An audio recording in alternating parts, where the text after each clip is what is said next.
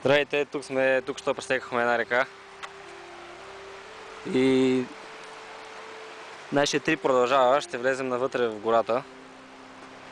Времето е облачно, има някакво опасни валежи, но бързо ще берем пещера.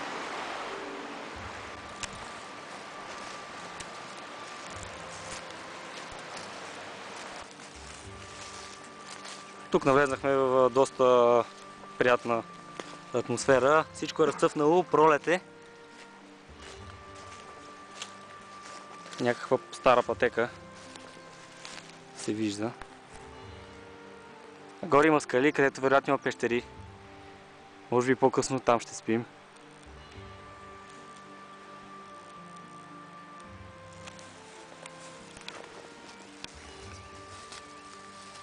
Тук в момента береме. Но ето тук по-младата коприва се вижда. Тя е много полезна, но също така и боде. Така че може да използвате ето такъв плик, който само един стар уестман може да знае този трик. Ето вижте. Копривата расте в много плодородна почва, близо до реки най-често, точно както и тук. Един от признаците дали сте брали коприва, дали ви е ожилила. Ето тук пробвахме и излизат малки пъпчици. Ето това са мравки и намерихме мравуняк. Те са чудесен източник на протеини, но за съжаление са защитени със закон. В момента има малък дебат дали да използваме технологията за бързо събиране на ларви, за да направим една супа с месо, но не сме решили или ще ги ставим на мина.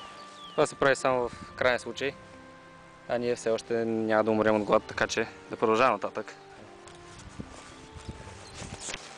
Тук климата рязко се промени. Влизаме в гора. Тук също има доста източници на храна, които сега ще се опитаме да намерим. И ще си направим, може би, някъде кемпче. Там има нещо светлее. Тук намерихме старо парче от палатка. Можем да използваме в някакъв период. Има и хубаво въженце. Тук намерихме старо огнище, което решихме да използваме, за да не правим ново. Сега ще го обезопасим малко. Изгоряват от сухата шума, да не изгори, да не се запали. Въпреки че е пролет, има изключително много изсъхнали листа и трябва да се внимава.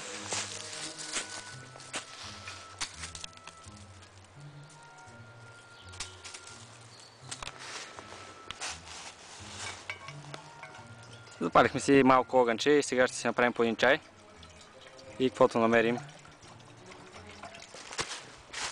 Накрая е много важно да изгасите огъня и най-добре с вода да се изгаси.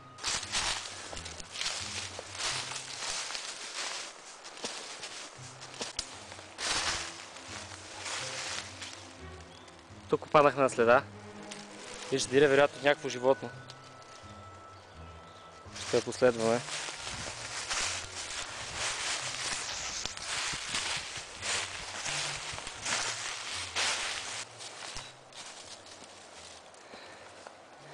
Тук излезахме на полянка.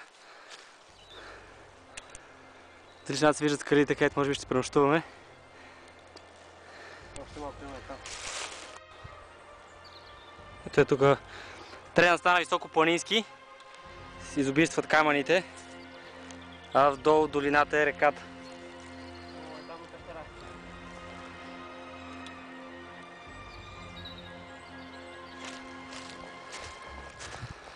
Там отиде май онези пещери там.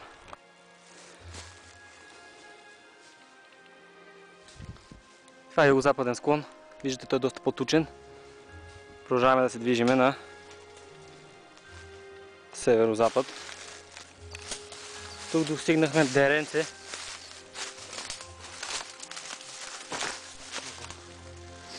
Тук намерихме някаква животинска хралупа. Не знае дали има обитател. Изглежда доста дълбока. По-добре да оставим. Или можем да заложим капан. Нека първо да намерим място на нощуване, това е приоритет в момента. И тук сме почти до скали, където мислим, че може да има пещери. Успяхме да си починем за малко и чуваме хора наблизо. Най-вероятно пътеката е съвсем наблизо. И ще търсим пещера достатъчно голяма за нощуване.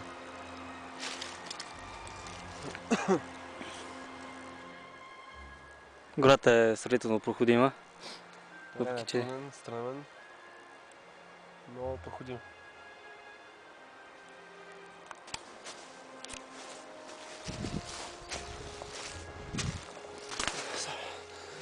Сега добре. Тук има нещо като пещера. Много интересно оцветена. Но за съжаление няма пещера. Има дребни хралупи, но по-голяма пещера няма. Въпреки че тази хралупа е доста голяма.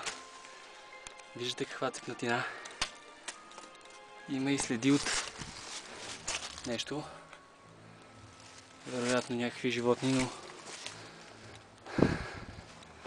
тук се виждат следите от водата, която е текла по време на дъждовете, които между другото са възможни и в момента, но съмнявам се точно сега да протече. Има два пътя, наляво, ето натам или надясно.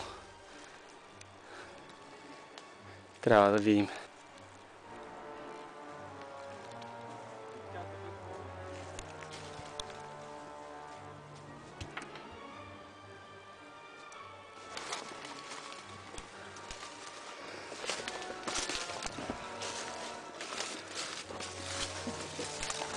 Става ли за живот?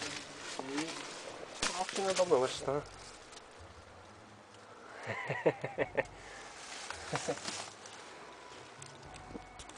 Добре, ще починем тук, за да огледаме местността.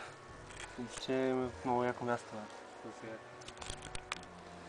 Решаваме да потърсим по-голяма пещера. Тази е добра, но за двама човека искаме малко по-голямо, да ни е по-уютно. И ще продължим да търсим в този наистина пресечен район. Намираме следи от цивилизация. Това е стар катерачески район, където е доста възможно да има още пещери. И мисля, че сега ги открихме. Ето да, стигнахме до по-голяма пещера. Даже две. Те са доста големи. Ще проверим за животни. Мисля, че няма нищо. Две доста големи пещери. Едната със сигурност става за живот. Има дори огнище. Ще намерим нашия лагер за... Тук ще бъде нашият лагер. Заслужаваш си. Виждате стари картинки, опушено и някакви тунели. Но тук наистина ще сме на сигурно място. Ще имаме нужда да запалим огън на входа. Тук намерихме див лук. Виждат се и грудките, ще трябва да поразрова. Но ето тук извадихме няколко. Това си лук отсека. Взех ние вече. Тук намеряме една стара ламарина. Ще използваме като отразител на топлината вечера в нашата пещера.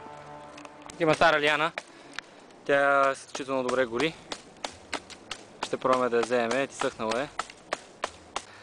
Тук намерихме доста дърва в гората. Виждате колко лесно се намират. Те са паднали. И просто ги събирате. Търсим само дебели и едри, защото имаме доста тънки. Някои от тях са поизгнили, но пак ще свършат работа. Айде, аз продължавам да събирам. Събрахме доста дърва. Това са последните. По-едрите вече ги пренесохме. Не беше лесно, но цяла нощ се надяваме да ни е топло. Ще събера малко мъх, който да може да се пренощува. Мъха е идеален изолатор. Така че ще ми трябва доста мъх, който ще пренеса с това яке. Подредих малко камината, докато ми така се спусне до реката да вземе вода. Един човек ще спие ето там, другият тука. Там е малко по-неудобно, но просто няма как. Пък с малко мъх нещата ще станат много добре. Ето тук колко мъх взех. Има цял чувал с мъх, надявам се да стигне, ако не има още. А сега се залавям за работа. Ето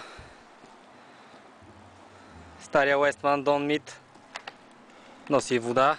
Ходихме до урната малко, за водичка. Това да видиш тук какво легалце си сътворих. Сега ще отида за още едно. Добре. Чудесен мъх. Ще взема и още ето за тук. И това ще бъде нашата вечеринка. Добре дошли в Camp Kitchen. Днес в менюто див чесън и пратна коприва. Нещо друго? Имаш ли? И си направим по една питка. Ама и питки, да. И това ще ни е солидната вечера. Като горе-долу половината ни е от природата. Ще чупим дървата.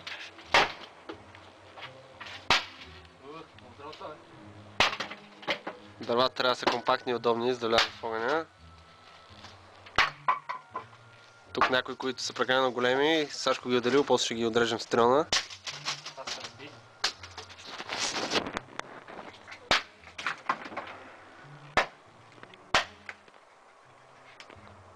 Колко е идеален размер дължина за подпалка според те? Ето толкова, мисля, че е достатъчно, даже може и по-къси. Тип екобрикети. 30-50 см може би. Най-удобно. Няма нужда да се мъчим. Може и по-дълги.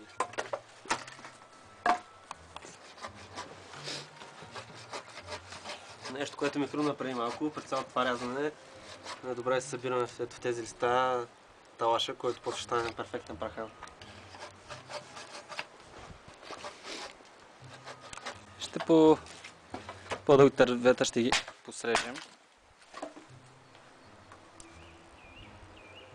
До половината е достатъчно да се реже. Вече се свечерява, след малко ще си запалим и огън. Тук сложихме една ламарина за отразителна топлина. Вързахме с въженцето, което намерихме по пътя. Трябва да използвате всички материали, които намирате. Всичко може да ви е полезно. Ще продължим с резането на дърветата. Тук ще направим една питчица с някои от продуктите.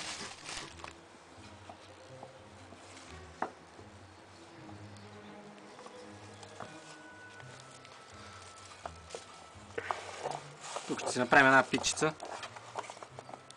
Сложих брашното и ще сложим малко сода да бухне. И след малко ще е готова. Запалихме си вече огън. Сега малко ще си сготвим. Надяваме се този отразител да отразява топлината и да ни топли цяла нощ. Стелихме си мъх, имаме едно шалте, тук има повече мъх. Следващите кадри вероятно ще бъдат доста тъмни. Така че ще ви покажем евентуално нашата вечеря и това ще бъде. Дали се вижда, но слагаме покривата с манджата.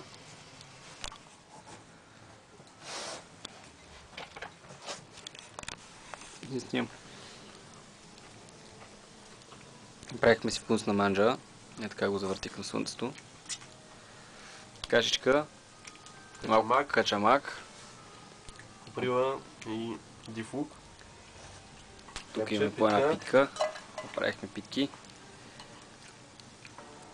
И това ще ни е нашата... Пресен дифлук за салатка. И разбира се, малко домашна слива. На здраве! Те това си е. Огъня бунти. Дърва има бол. Навънка е тъмно. Това е. Часът около 10. Ориентираме се към лягане. Озавихме се. Използваме новото тези алуминиеви одеялца. Ще видим колко топлят.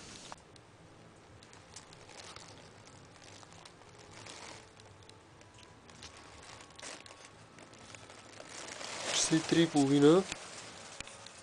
Огъня бунти.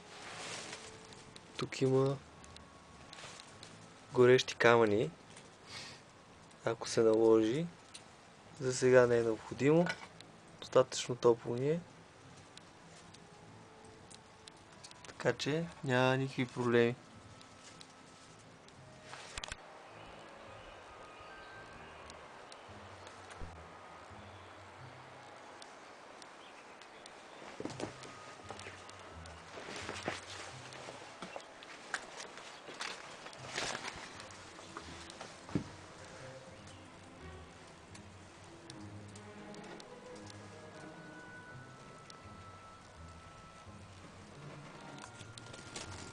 Еми ето, тук сме на сутринта. Варим си чай чрез закуска. Спахме много приятно според мен. Сънувахме. Само това беше, че трябва да се събуждаме и да слагаме нови дърва в огъня от време на време. Иначе беше доста комфортно.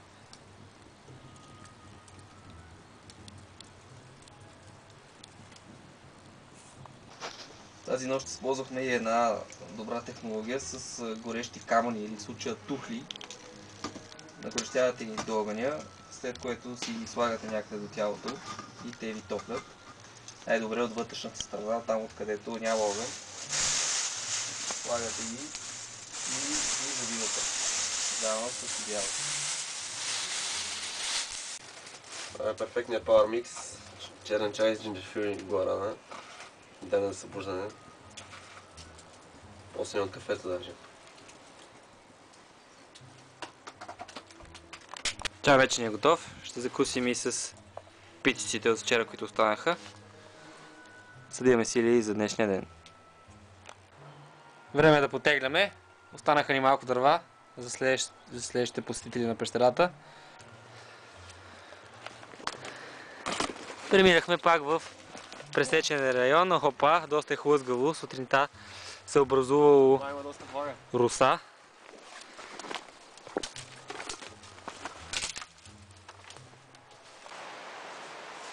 Тук излизаме вече